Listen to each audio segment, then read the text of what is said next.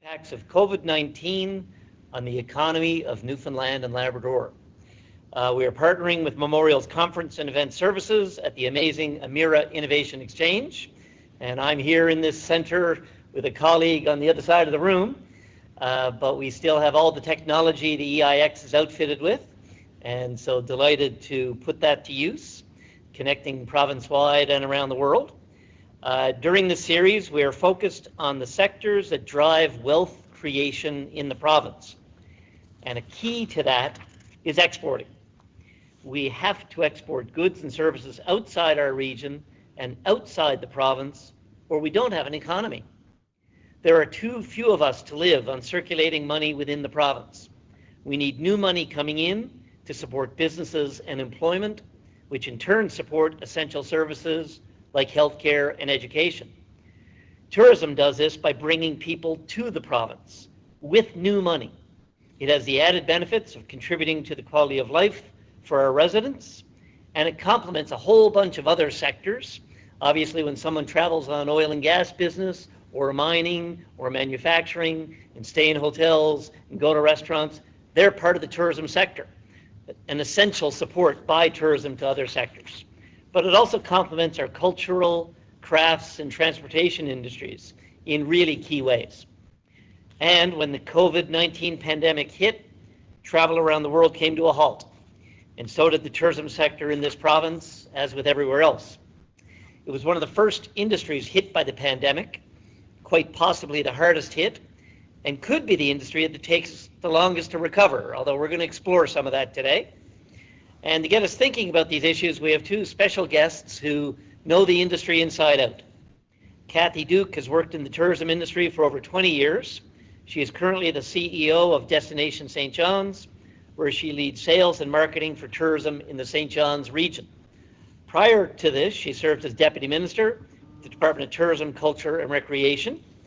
She was President of Terra Nova Golf Resort and the Clarenville Inn, and Executive Director of Hospitality Newfoundland and Labrador. So Cathy has seen it from the provincial level, rural, and urban. She has served on the board of directors of the Tourism Industry Association of Canada and the Destination Marketing Association of Canada. Our second panelist really needs no introduction, Zita Cobb, founder and CEO of the Shorefast Foundation and innkeeper of Fogo Island Inn.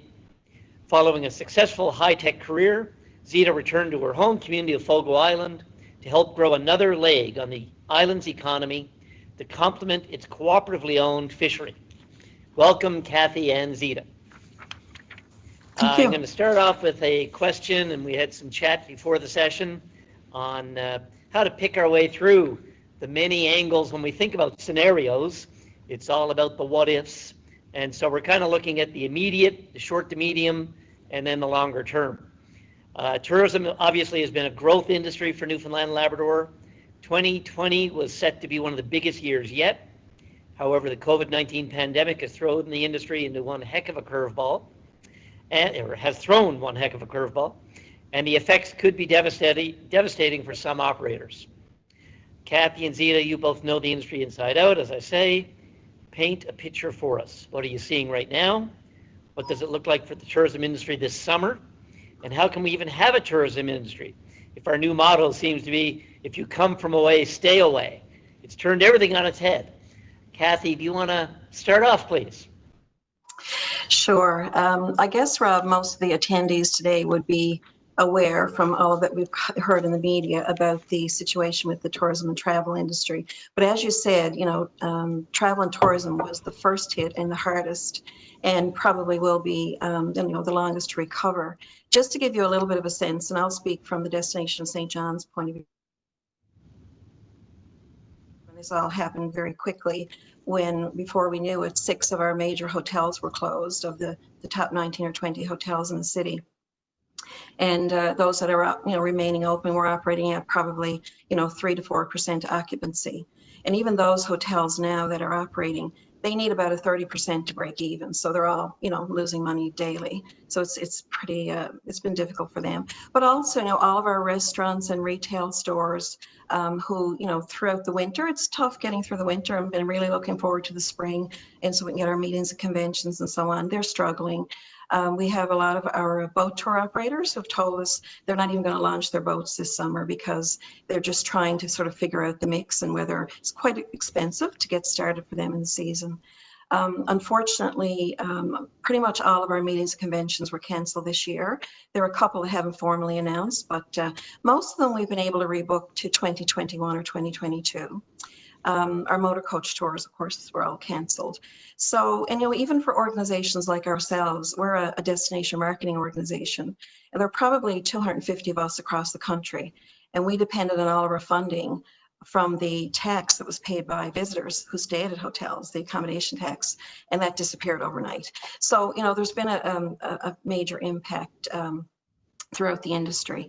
But, and I think maybe we can talk about that and move on. But one of the things I did want to say before we do that is that, we've seen a response from the federal government and provincial government recently with their announcement this week of the 25 million to complement other funding through the federal government through wage subsidy or rent relief or small loans.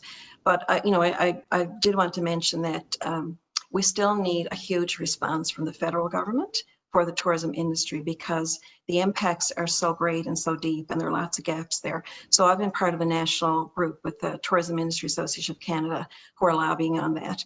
So I think we're not quite finished with the response. We still need more, but there are lots of things we can talk about in terms of market recovery. We're preparing for that now, and everybody needs to be thinking that way. And the last thing I'll say before I pass it over to Zita is that what we've learned is that the leisure travel will be the first to come back. So those are the individuals who'll travel. We see every summer who come here to Newfoundland and Labrador. The group business is going to be secondary. So, it'll be a while before we see those meetings and conventions come back. Not sure if you're going to see bus tours with 60 people on them, at all, or certainly not in the near future. So we're going to be focusing on the leisure traveler. So I'll pass it over to Cathy. Zita. Thank you. Yeah, over to you, Zita. Thanks, Rob. And I won't add much to what Cathy said because I think she said it well, but the impact has been to date cataclysmic, to say the least. We are at the inn, we are open 12 months of the year. And as Cathy alluded to, we have just came off a long, hard winter because we haven't gotten to where we all need to get to collectively to expand our tourism season. So it couldn't have come at a worse time. At that point, we had guests in-house when the shutdown came that we navigated through. But the good thing about that was we ended up learning a whole lot about how to work with a virus present in our society, which I'm sure we'll talk about more. I think as far as the summer goes, we can do, must do, and will do what we can do. And whether or not we're all happy about having joined Canada in 1949, we did. And so we at the inn, 60% of our business is from Canada, 40% is from the US and international. We're certainly not expecting to see anybody internationally anytime soon. And the US is a big question, but certainly we can get ready. We are ready. We've been preparing all along for welcoming Canadian guests. And from what we can see, the demand is there for small scale, as Cathy said, not big groups, small scale tourism, small scale, manageable, grounded in distancing and hygiene is what we can do and must do. Then too, where do we go from here? How do we rebuild with what we know about the pandemic and how it's playing out in different places? What's your take on the short to medium term? I think, obviously we're looking to advice from the chief medical officer in terms of safety. Obviously, that's the first thing. We need to be safe. But I think that we need to be realistic that as the economy opens up, we're going to have lots of people traveling for business. There's all kinds of reasons for people to be coming into the province and moving. And so I think that we really need to be thinking about things opening up, and we need to be putting in place, government needs to do its piece in terms of protocols and the Airport Authority and Marine Atlantic and so on. But I think we need to be thinking about how do we get ready for visitors? And, certainly what we're learning from research that Destination Canada has done is at first you'll kind of have hyper-local, they call it. People will move 1 to 2 hours drive, and then you get into 4 to 5 hours, which is interprovincial, and then domestic. So it is going to open up. I think we use whatever information that's available to us in terms of that pivot point. Destination Canada is also doing a lot of research through tourism economics, where they're actually tracking the, what's happening online with Expedia and Google and so on in terms of inquiries about travel, inquiries about accommodation, tickets, that kind of thing. So we're all listening very closely to when the pivot point might be, but we're definitely gearing up to get as best we can information out to our visitors about that the industry is ready. And I think that's the key, is that industry has stepped up already in terms of developing guidelines that will ensure our visitors that we are ready to serve them. A lot of it has to come down to the confidence of the traveler. Things can open up, but if people don't feel confident to travel, then we need to deal with that. And there are a lot of guidelines already that the Hotel Association of Canada have developed. The Marriott chain have a very rigorous protocol in place that all their hotels are following. So I think that, we could do it. Industry is already thinking about this, is already ahead of the game. So we need to be really proactive and be ready to market to those visitors. And as Zita said, it'll be domestic this year. It won't be international. So we just need to really focus on that, and we're all beginning to do that. Thanks, Cathy. And Zita, building on that, and I know in some of our chat leading up to the session highlighted how diverse the tourism sector is. And I know you have a key attraction to the province for people from outside the province, but you also connect and partner with a lot within. So how do you see this rebuilding happening in the short to medium term? I mean, I think and I want to say, just to go back to maybe the first question a little bit, it's been said, and I've said it myself, that this is such a terrible situation that our businesses have been shut down. That's actually a wrong thing to say. Our revenues have been shut down. I wish there was some way to shut down all the costs. And so the reality we need to face is costs carry on, revenue's gone away. And so the things we need to focus on is making sure we get through this in, of course, the safest way possible.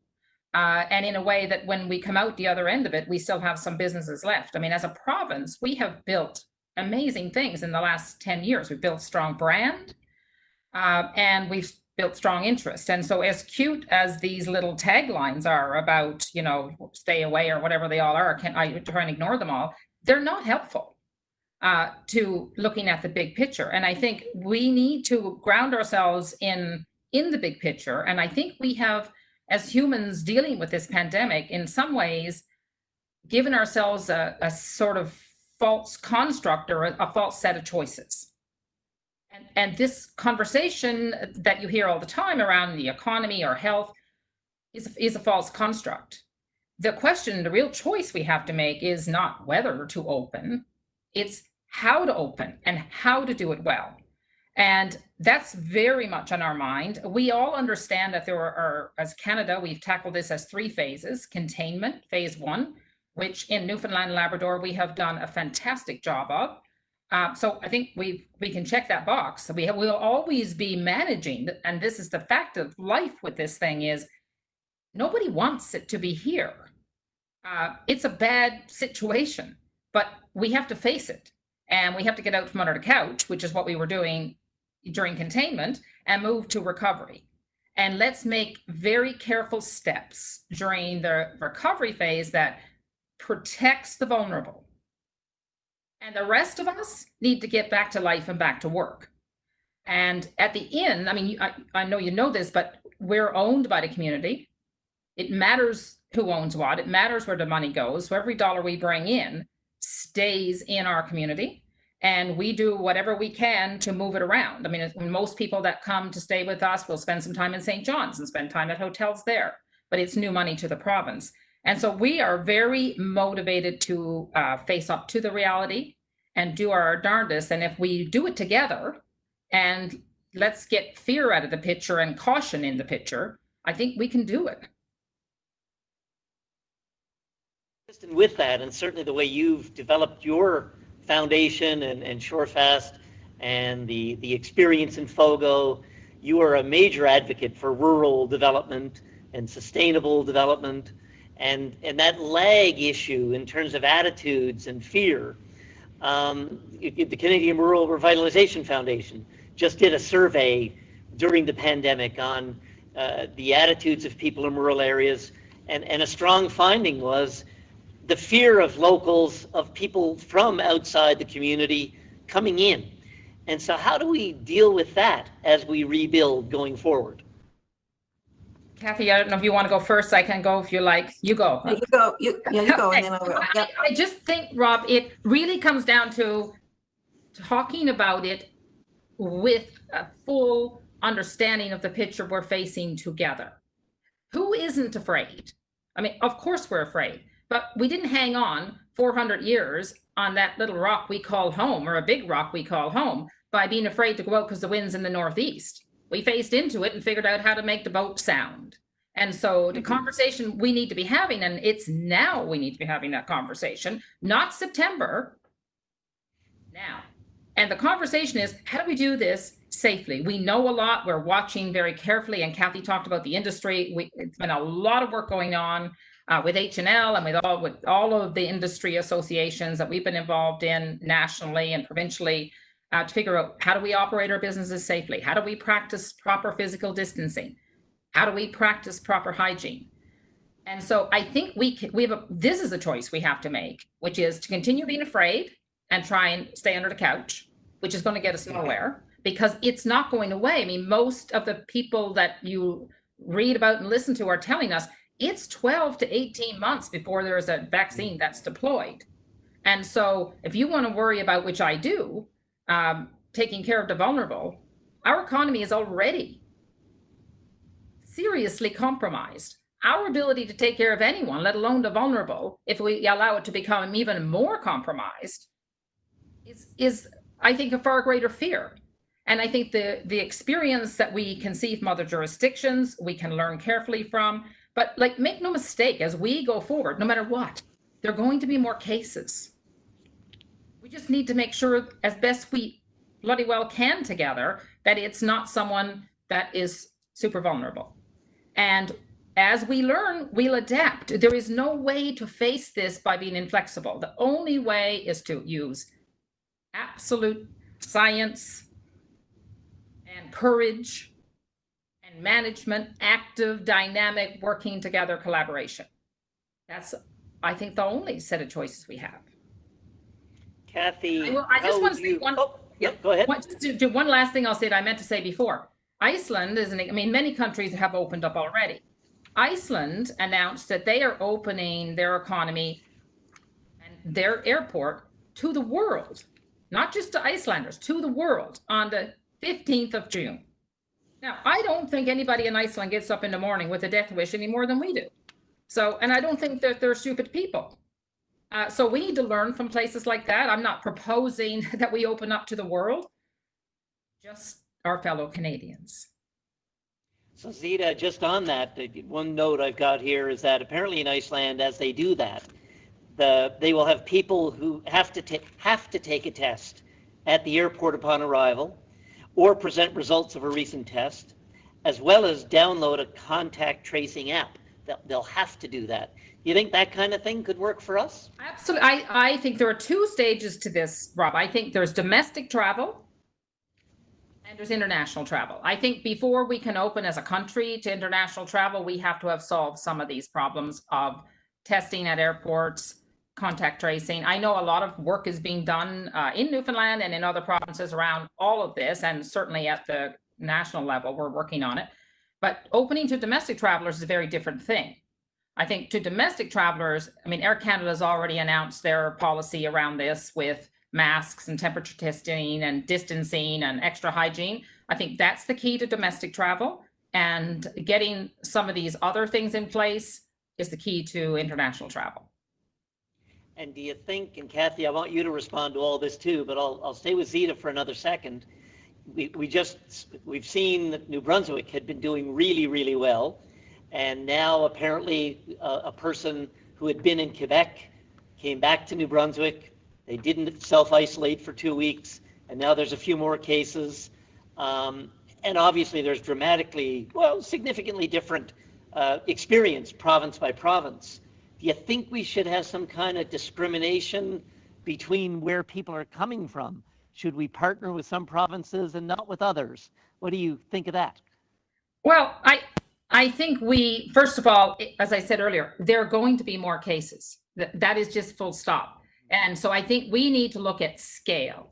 I don't think we should be discriminating against province A and province B. I mean, we can do all that we can do in our own province around staycations, and that's wonderful. I can stay at your Airbnb and you can stay at mine. As long as you don't let the money get out of the province and I don't, that's a good thing. It's not enough. We can partner up with Nova Scotia. Is that enough to? No, I don't think that's enough. I think the key is scale. I don't think we're going to have planes with 500 people landing in Newfoundland anytime soon. But a plane full of 50 people coming from anywhere in this country should be something that we are prepared and open to accepting. I mean, at this moment, BC is open to visitors. I can get on a plane in Toronto and go to BC. And they've been leaders in this, as have all of our health authorities. So I mean, I talk to people who are operating businesses in BC who are absolutely looking forward to a summer season. It's not going to be beautiful. Like, let's understand, all we're going to do by staying open is save the businesses and keep employment, keep people employed. When we were running into situations where people who were laid off last fall are losing health and dental benefits because they've gone beyond the length of time you can be out of work. So there are a lot of consequences here that can be solved by just having a modest Canadian visitor season across the country. Right on. Cathy, can you build on some of what Zita was saying there? Well, yeah, I guess, I mean, we have lots of people who want to even come home to Newfoundland, Labrador. There's a lot of Newfoundlanders and Labradorians who come home to visit every year, and they're right now not permitted, or other Canadians who have homes here in Newfoundland. So I think in terms of what provinces and how we do that is going to be a difficult one. But I think it all really comes down to industry working with government. So, we really need to have all those protocols that are necessary, as Zita talked about. Air Canada has its in place. A lot of the industry with hotels and other restaurants and so on are coming up with those. So I think a lot of it is working with government to educate the public about all of those protocols in place. And the whole distancing piece, as Zita said, we're not going to have huge planefuls of people coming in. It's all about scale. And one of the things I think that we as an industry have an opportunity for now, we often talk about we're so busy working in the business, we don't have time to work on the business. And I really think this is an opportunity now for businesses. We want them to remain open and hopefully get some liquidity by whatever business we can get this summer. We're going to work with the province on the resident marketing campaign, staycation, so on. If we can get other domestic travelers in, that would be great. But I think it's an opportunity for all of us to really look at the business. How can we reinvent ourselves so that we're not catering to the large group? So if it's not a group of 100, if I can only do 20 or 25, what can I offer to the visitor and still make it economically viable for my business? And a lot of that has to come down to increasing the value of the experience. And we've been talking a lot about that at Destination St. John's and around the province in the last number of years, and that providing the experience for visitors, something they could probably put together themselves in their own little package. But the value has to be there.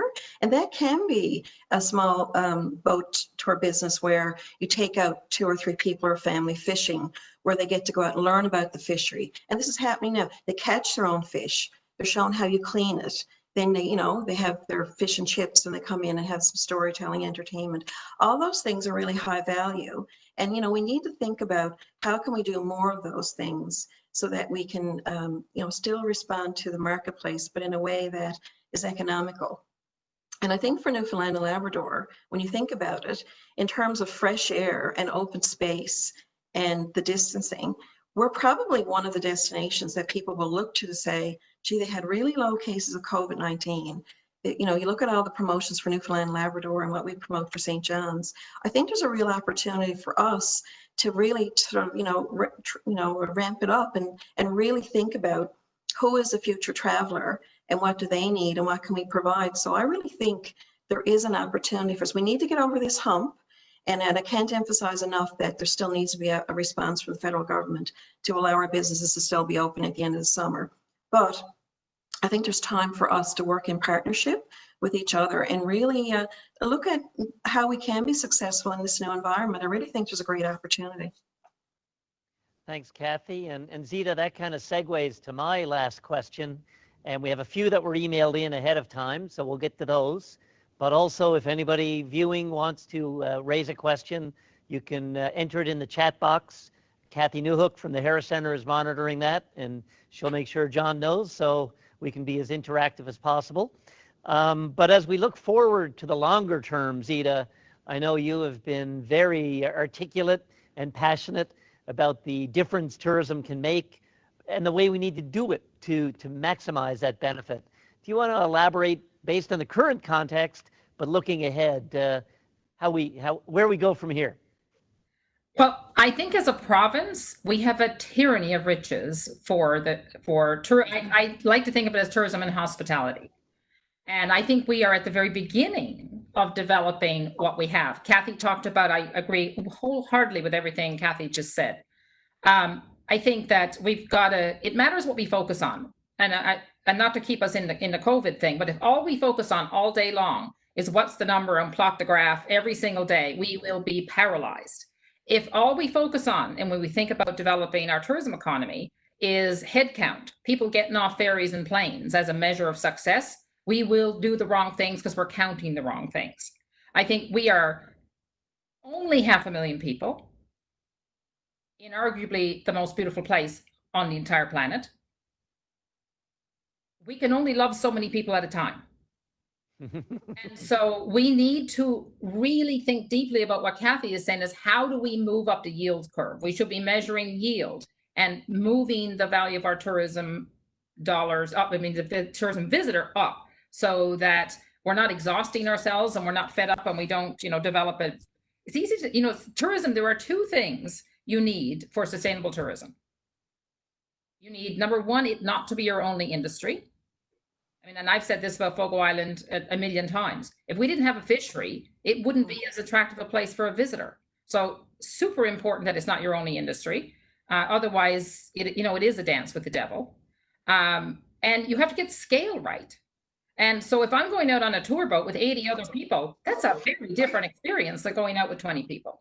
So I think we need to be using the time. If you think about this, I want to come back to the 3 phases of containment, which we're done with, recovery that we're in. Let's not lose this summer, because the decisions we make now about this summer will absolutely impact our ability to have any future and how long a future is going to take. Let's do the prudent and right things this summer. And let's do what Cathy said, because I think the renewal, which is something we start to focus on come fall, around what do we change? And I think as a province, we can work together better. It's always a frustration for me and for us on the island, that we have guests who would love to go to Grossmorn or go to the West Coast or go somewhere else and go to Labrador, but we haven't got the transportation infrastructure well enough set up to be able to do that. And I think there's just so many opportunities that come from just working together and looking at our business models holistically as a province.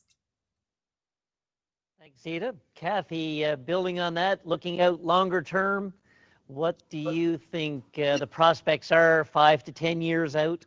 What will tourism look like in this province? Well, I think I'm hoping that we'll use this opportunity to really look at what we can do. As I said, the larger group market is going to be a while coming back. And I think until we have a vaccine or some type of treatment, we're not going to see those conferences. No one really knows, but what we're feeling is you're not going to get a conference of 500 people. But we are hearing from the incentive market. So a number of our tour operators are getting requests for, I have a group of 20 who'd like to come to Newfoundland and Labrador. What can you put together for me? And we can do that very well and provide really unique, authentic experiences. So I think we really need to target the individual traveler, whether that's a family or a couple of groups of friends, couples. We need to look at the smaller, the corporate market. Same thing with sporting events. We're going to have to really see what's happening in that whole area in terms of how that rolls out. Those who would have been in the motor coach business, maybe what they need to do, and I'm sure they are, looking at how do you do a smaller group. Maybe you use your coach and you have 25 people on it instead of 60, or maybe you use your smaller vehicles and do a small group of 10. And I know in Europe, they've been doing that forever. I did a holiday like that one year where you sort of had a passenger van for 8 of us with our own driver and so on. So there's lots of things we can learn from what they're doing in other jurisdictions that have really worked well. But I really think in terms of that brand we have out there and what Newfoundland and Labrador means to people when they think about it, that whole piece of the openness and space, and you still can have the friendliness of the people. You mightn't have someone who'll invite you into their house for a cup of tea like we hear so much about, but you will still have it. You'll still have that engagement with the locals and get a real sense for the culture and how we are really unique from other destinations. So I'm hoping we just need to figure that out, and I think we're starting to think about that now. Thanks, Cathy. So now I've got a few questions that were emailed in ahead of time. And again, if anyone wants to add one, we'll squeeze one in from the chat box on the video cast. So first one from Carl Slaney of Laurentian Legacy Tours. And he says, tourist attractions and experiences that draw the tourism traffic are bigger operators. The richness of a tourism experience is complemented by the small opportunities to meet locals and engage in small activities that are less visible. Post-COVID-19, do you think there may be a loss of these small businesses? Will it negatively impact the whole tourism industry? How attractive will investment in tourism be in the post-COVID-19 economy? And we've talked around that a little bit. Cathy, did you want to build on that a little? Well, I think that, it is a big concern that there are some companies that may not be around at the end of the season. I'm hoping that we'll be able to get to assist and get some assistance that doesn't happen.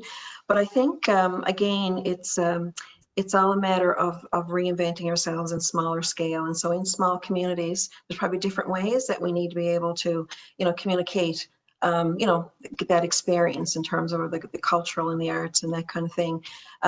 So I think small businesses, hopefully, some of them have decided not to open this summer. They just figured I'm going to just take a breather and then we'll see what happens. And maybe for some, that's a good strategy. It's all about liquidity and it's all about solvency and how you can be around. So I think every business has to make their own decision there. But I think that there is an opportunity, if it's not this summer, for next summer, for them to come back in whatever that new way is, the new normal. Zita, could you add to that? Yeah, I think it's true. And in our province in particular, and probably true across all the provinces, if you talk about the hospitality and tourism sector, it is not a homogeneous sector. I mean, you've got everything from, one person who's running one kayak in outer Wild Cove somewhere, all the way up to hotels in St. John's that have hundreds of rooms. And then you've got the Fogo Island Inn, which is probably at the most expensive end of it all. I think we need to think about our anchors in our industry. And Cathy's right, not every person who is running a business in this sector is going to open. For some people, it's not their primary income, it's a part of their income. And so it's all a very different set of circumstances. And so if I look at the inn, for example, it's an anchor. It's an anchor for Canada, it's an anchor for Newfoundland and Labrador, and it's an anchor for Fogo Island. And on Fogo Island, the way this works is we do our best to work with other people on the island, whether they're running art studios or craft enterprises or whatever their activities are, to get our guests to intersect there so the money moves around. And that absolutely is a part of the richness of the experience for guests that are coming. So we have been working, for the last 2 months since all of the pots boiled over on this, to rethink because we have a community host program where, people are hugging each other. Well, I'm sorry, honey, you're not getting a hug this summer.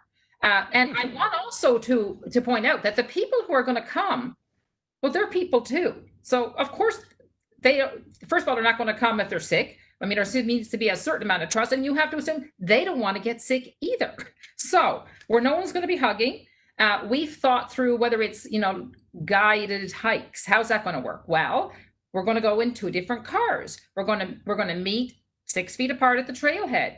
And you can hear me from 6 feet away. Well, you could probably hear me from 6 miles away. You can certainly hear me from 6 feet away. And so we're going to walk that trail together, and we're going to find different ways to express care and hospitality. And we're going to try and spread that wealth around in a similar way, but different practices. Thank you. I'm watching the time because we like to try to do these sessions in about 45 minutes. We know the mind can only tolerate what the behind can put up with. So people sitting watching these things will be done in 10 minutes or so. Another question, another person who's no stranger to tourism in the province. And again, we've touched on it, but it would be good to elaborate some more. We'll start with Cathy on this one. Dave Lowe asks, how can federal and provincial agencies best assist the tourism sector in the rebuilding of tourism over the next year? Cathy, lead off, and then Zita. Sure. I think probably the first thing that comes to mind is that it's got to be an all-of-government approach. So tourism is not something that just one government department or agency would be responsible for. And I think in some of the recommendations we're making through TIAC, we're wanting government to work together, all departments. So whether, Parks Canada needs to look at how it's going to be managing things with its sites. Department of Finance needs to look at things in terms of, loan programs and loan guarantees and that, kind of thing. The Minister responsible for tourism is looking at, what impacts the industry. So I think that really we need an all-of-government approach and a strategy so that we look at the short term, which I've talked a little bit about today, in terms of the short-term things that must happen so that our industry can survive and get through this year. Then there's the medium term and the long term. And there are lots of really good ideas out there that we've put together as an industry group that government can look at in terms of stimulating the tourism industry. So I think that would be my main thing I would say, is that we need a kind of an all-in-government approach. Thanks, Cathy. Zita, what would you add there? Federal, provincial government, key things. Yeah, I think Cathy's right. It's together. We are one country. I think it has different aspects to it. Destination Canada, for example, was the organization that promotes Canada to the world. I happen to be on that board, so I have a little insight into how that organization is adjusting to the current reality. But moving beyond the current reality, I think the current reality is we focus inward, which is what Destination Canada is doing, get Canadians traveling to Canadian destinations, and let's start to figure out. And first of all, let's get educated. I don't think the average Canadian understands the value of tourism as a sector. And you said it at the beginning of this conversation, Rob, how deeply connected it is to art and culture and it's like the electric eel in the cultural pond. And I think we need to understand that better. And if the industry gets a little more respect, I think we also need to focus on the transportation system that doesn't always serve the tourism industry. I mean, most of our tourism assets are outside the major cities, yet you try to get there. That's a problem we can solve. That's just a systems problem. I think putting money aside so we can do product development and helping people develop stronger products that can be aimed at a higher yield industry is a super important thing, and that requires provinces and the nation to work together. And Thanks, Zita. And airlines. Our last question is to Zita, but I'll have Cathy weigh in when Zita answers to see what she would add. It's from Cathy Hicks, CEO of Spirit of Newfoundland Labrador Productions, and she says, Zita, in a former TED Talk, you said that when thinking of coming back home, you and your brothers asked yourselves, where does this story want to go, and not where is it going? Where do you think it wants to go? Since we can't see the bottom of this pandemic yet, what mindset might we adopt to thrive and carve a new path? Having been through a reimagining with FOGO, can you say Newfoundlanders and Labradorians are ready to write their own new story? It starts with us. What do we do? There's a tee up for you, Zita. Oh, I love it. Well, it starts with starting. So let's start. Let's start today. Got the containment done. I think the place that we've been going in our projects on Fogo Island is no different really than Newfoundland. We're just like a little microcosm of it. Nature and culture are the two great garments of human life. And not that anyone has much good to say about Farley Mowat in Newfoundland and Labrador, but he said, Outport Newfoundland and Newfoundland has a charisma that cannot be explained. And so people travel for nature and culture. People travel for meaningful engagement with nature and culture. And so the challenge we have, and I don't think there's anyone better placed in the country or in the world to do it better than us, is how do we make the intangible tangible as a set of experiences for people that are visiting in a way that is dignified and good for host and dignified and good for guest. And I think that's where we're going. I think that's where we as Newfoundlanders and Labradorians have been going for 400 years. I think we understand hospitality as the love of a stranger better than anybody, better than any place I've ever been. And so we don't hold hands this year, but we still walk forward together. Great image, Zita. Thank you. Positive and constructive, as always. Cathy, how would you end up building on that or your own vision looking forward? Well, I think I agree with Zita. Really when it comes down to it, people visit here and what people are looking for, it's really around nature and it's really around culture. And I think that for us in St. John's and our region, we've been focusing on a lot of that. And I think we all need to, and we all need to work together. What we've been doing in St. John's and our region, working very closely, for example, with our neighbor, the Eastern Destination Marketing Organization. Like we need to really find ways that we can provide those experiences, whether it's in nature, culture, the arts. In St. John's, we've have become a foodie city. I think we have the most entertainment in the A1C postal code of anywhere in Canada, kind of thing. So there are lots of things that we can really build, and it all comes down to our people and nature and culture. And I think we have to be just true to that and try not to be what we're not, and just take advantage of that in a really positive way. So I think that that's sort of where we start from. We started there. We need to stay the course and just be really as innovative as we can to provide those opportunities for people when they visit. So they're not fabricated. They need to be unique and authentic, but that's easy for us because that's the way Newfoundlanders and Labradorians are known as being really genuine. So I just think we have a lot to work on there. So I think that for me, that would be kind of where we've been and the starting point of where we go forward. Thanks, Cathy. And thanks to everybody viewing today. We're right on schedule. We plan to have many more of these scenario sessions over the coming weeks, and we will be delving into other specific industries and the challenges and opportunities that they are currently facing and will face in the future. And the key to this series is really think exports, as Cathy just said, and Zita exemplifies, think innovation, and that cuts across every sector. There's a wealth of opportunities in this province, and we know we've got some challenges ahead. So we want to unpack those opportunities, look at the scenarios, keep an eye on our website and our social media channels for updates about these events. If you have any questions or suggestions, send us an email. These are all digitally recorded and on the Harris Center website. So feel free to keep in touch and share with your colleagues.